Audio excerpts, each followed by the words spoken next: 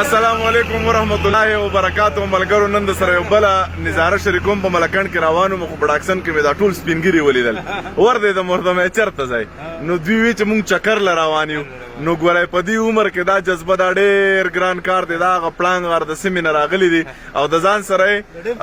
مولوی صاحب هم راخېجولې دی چې دا په لار باندې مونږ راکوي د چکر په غرض د چکر په نیت باندې ښه چکر لکم دي روان یې پیر بابا ته وداسي در بس چکر یو ځان سره گیسونه میسونه او بس لکه مونږ به ته صرف په ټایم کوي نو بس یو شي کمنشته بوجیم غړي کې او ماشاءالله د چکر نه خو بخوان داخله کنه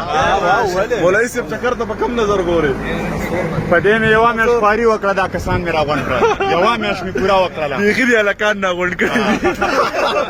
زمير باندې پته مې پورا بس الله مو په خیر ورسوه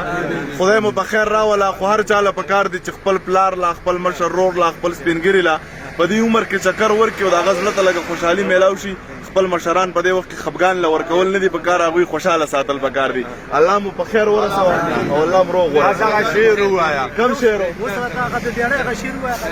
چې نه مزدوري کړي د نه پلار مزدور ساتلې ستا د پولې لاسونه احساس چرته ورځي په دې ارمان باندې ډېر د خاورو لاندې کړله دا دنیا غواړي خدا کم د پلاس چرته ورځي که صدقه ورکوي په مخ او په مروت یې ورکوي ثواب هم نه کېږي چل د اخلاص چرته ورځي په ټوک ډوډۍ چې ستا اجره ساتي او ځان پرې وجني غریب سړی دی ښه نه د لباس چرته ورځي ٹھیک شو مهرباني الله مو ښه لره